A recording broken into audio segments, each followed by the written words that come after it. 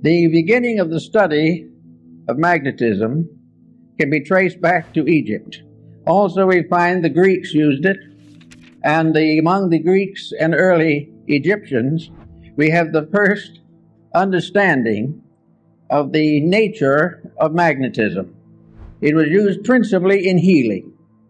It was well known to Pythagoras, who gave us considerable information on the subject, which was promptly forgotten by everybody else.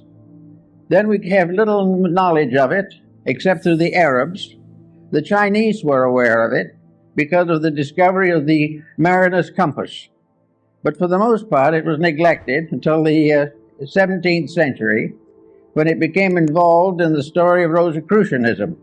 The alchemists, the Rosicrucians, and the Hermetists all were unfolding phases of magnetic theory. Then we come down a little later and we come upon a curious instrument, Mesmer's magnetic tub. This was a kind of tank in which many people put their feet at the same time and held hands and created a battery out of the water in the tank. Incidentally, the magnetic theory is based upon a very simple fact, namely that what we call empty air is not empty at all. It is the most profoundly used all the elements that we know anything about. We all live within air and have our being, and we know that if air fails, we die. But what we do not realize is that air is not just some oxygen or helium or something of this nature. Air is something in itself. It is a substance of itself. It is a substance so real and so important that it's almost impossible to estimate it.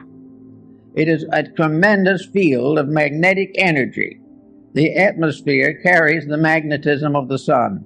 The study of the magnetic powers of the sun will be more or less clearly understood by the study of the seasons. Winter, summer, spring, and these things have all to do with a magnetic factor in the air. And we think of it only in trying to explain it as a physical astronomical phenomena, since as the rotation and revolutions of the sun and planets. But each of these planets is a field of magnetic energy. And this energy comes to us through what we call air. One thing we have learned from television is that air transmits. We know, for instance, that we can have all kinds of programs on the air at the same time. And they can come from all directions. And they can overlap and interlap. But each one will remain separately identified as though it was moving in a channel or a circuit of its own. Something went through was vibration. And this vibration in the magnetic field can be divided into an infinite complexity of separate emanations. In other words, if we had 1,000 different channels, they could be differentiated in the magnetic field so that each one would be broadcast correctly and properly for whatever it is. Thus we realize there's something out there besides air, something besides helium and oxygen, something besides the ordinary factors we take into consideration scientifically. We are in the presence of a mysterious agent, an agent that is part of everything that we are. Now, studying magnetism as it comes into the human body, we discover along with Kilder that each human body is surrounded by an etheric or energy field. This energy field is sometimes referred to as an aura, but it is not the true aura that we think of in metaphysics. This magnetic field is an area of energy. This area of energy forms an egg-like atmospheric sheath around the physical body, usually extending 3 to 5 feet from it in each direction. This energy field is the basis of virtue, because this energy field depends for its reality, its serviceability, and its protecting power to mood, emotion, thought, and the attitudes of the person around which this magnetic field is gathered. In other words, the individual, if they are normal, if mentally, emotionally, and physically, They are keeping the rules. This magnetic field forms a tremendous protection. It is normal, it is healthy, it is constantly able to handle infections and all kinds of difficulties. It will help to heal wounds. It will help to recover the use of functions and organs. And if we are deprived of some part of the body, it will try to compensate for us. As long as the individual takes proper care of his magnetic field, it will serve him. Now, this is a phase of morality that is generally overlooked. It is assumed that these magnetic fields are something you don't pay much attention to. They're there, maybe they'll help a little. But the truth of the matter is that practically the whole survival of the individual depends upon maintaining the integrity of this flow of energy into the magnetic field. This energy comes from the sun. It comes through a mysterious energy tube in the magnetic field. It enters the individual through the crown of the head. It disseminates through the entire body, and it's excreted back again through the lower centers of the body and is recleansed by the solar energy. This is a kind of a little private tank or capsule of life that we are all carrying about with us all the time. Now, the problem of morality in this is very definite. The moment we break rules, we damage that magnetic flow. We have got to keep the laws of nature, and these in turn are the laws of God, or the magnetic field fails. It can fail because of physical intemperances, which reduce its integrity and reduce its power. It can be wasted in riotous living, which is a common cause these days. It can be variously destroyed by moods, by attitudes, by fears, by complexes. It can be destroyed or damaged by alcohol, drugs, narcotics, all kinds of things. But if this field is damaged, it immediately reacts into health. It damages the individual's vitality. It makes him more easily subject to contagions and infections, and it definitely shortens the life expectancy. Now, we think of the magnetic field as surrounding the entire structure of the body, as Kilner shows in his work on the human atmosphere, and Babbitt also in his study of the atom. This, however, is only a phase of it. Each part of the body has a magnetic field. Each unit within the individual has its survival in a unit of energy. And this unit of energy is present in the smallest subdivision of imaginable space. It is in the tiniest atom. There is no such a thing as a dead particle in the universe. Even if it is killed by something, the very disintegrating process is a symbol of life energy.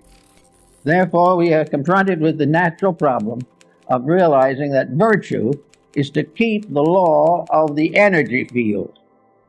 Now, the law of the energy field, just by coincidence, is also the law of integrity. The energy field is what establishes right and wrong.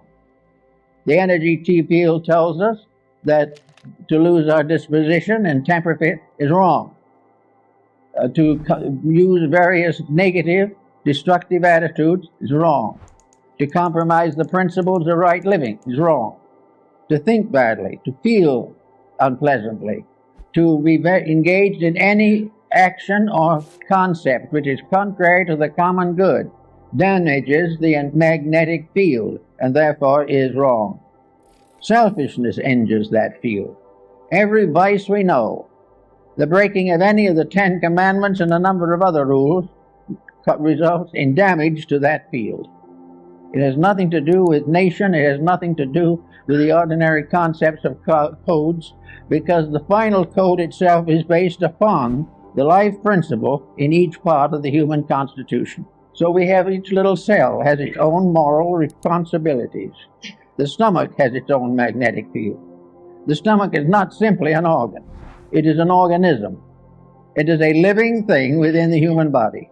The same is true of the heart, the brain, the glandular structure, all the organs, the intestines, all the motor system, the nervous system, the endocrine system. These are all entities.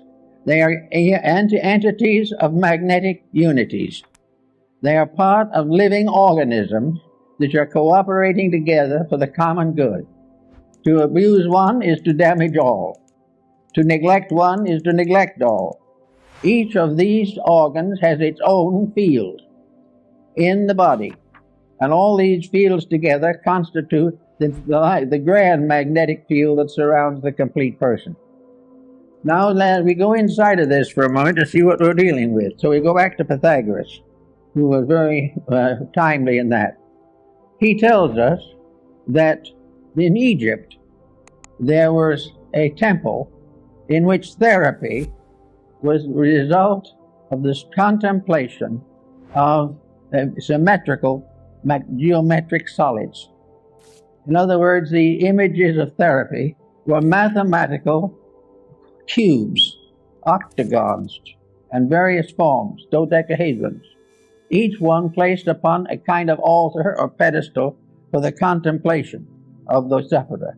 All were symmetric geometric solids, perfect and complete in structure. To look upon them was therapeutic, because to look upon them accepted their energy as a reality in our lives. Now, these stone solids apparently were not alive. They only gave the impression of value, but actually they were alive. Every form in nature, natural or artificial, has a magnetic field. From the tiniest atom to the greatest galaxy, the magnetic fields are present, and the rules of each of them must be obeyed. Now, if an individual looking at a geometric solid sees in it a perfect proportion, this realization enters into the subconscious life of the person. The imagery of that solid is sent into the consciousness in the form of a benevolent magnetic center. It means that the individual is seeing a harmony, is seeing something in perfect order and perfect correctness. And in visualizing it, wherever we see perfection, it improves ourselves. Wherever we accept discord as inevitable, it injures ourselves. Everywhere looking around us in nature, we see that all natural things are benevolent. It is only when these are abused, mostly by humanity, that these benevolences are lost. So we find that we live in a universe in which everything is in harmony if we are. Now we can say, of course, that somebody else might be out of harmony, and this could injure us. Actually, it's not quite true. The magnetic field which protects us against any negative magnetic field that does not arise within ourselves. We are not contaminated by other people, unless by our very conscious weakness or our intellectual weakness or our emotional weakness, we surrender our integrity to the attitudes of other people. If we commit misdemeanors of one kind or another, we are responsible by the effect of these mistakes on our own magnetic field. Now, the magnetic field not only covers this type of thing, but it covers elimination, the intestinal walls. All of this type of thing is damaged, as we know, by hysteria, by various moods. The individual becomes ill because of a bad disposition. Now, we consider this to be just symbol of something that happens that way, but it is not. The individual who is sickened by dispositional fault is sickened because he has damaged the magnetic field of some essential part of his own nature. If he has damaged the magnetic field of his digestive system, he will have dyspepsia. And if the dyspepsia lasts long enough and the magnetic field is sickened long enough, then enduring chronic ailments can set in. No individual actually is infected entirely from himself, but never completely without himself. All of these unities of fact must be in harmony. Now, in the Rosicrucian philosophy, we had alchemy, the transmutation of various phases of life. Alchemy was a transformation and a transmutation of energies, and these energies are essentially the same ones that we have in magnetism. We therefore have a constant realization that everything we do and everything that we see and have has values of its own. Now let us pick up a pebble from the beach, and we suddenly realize that we're in the presence of a little stone. Today there is quite an interest in little stones, all kinds of stones. We are interested in the crystals that form in rocks and all these types of things. But crystals are formed by magnetism. They are formed by a rate of vibration peculiar to a certain element. And that particular rate of vibration can evolve through the mineral, plant, vegetable, and animal. It is always present. There is a magnetic core on each kingdom, and each kingdom unfolds within this magnetic field. And within each of the composite fields, individual members of the fields with various degrees of growth are variously individually conditioned. Everywhere, this process of keeping faith with integrity becomes the natural secret of security, survival, and world peace. Now, we can say that it would be very unlikely that, we'll say, a potato could have a magnetic field of its own, but it does. In fact, every cell within the potato has a magnetic field of its own. Therefore, we come into the problem of nutrition. And nutrition is very largely the study of the magnetic fields of various food products. It also tells us what happens when these food products are adulterated or are variously misused or poisonous elements are introduced into them. All this is part of a mystery that is solved in magnetism. We pass laws against these misuses, but we fail to realize that it is not just the physical factor that we have to work with. The physical factor is only a fragment of it.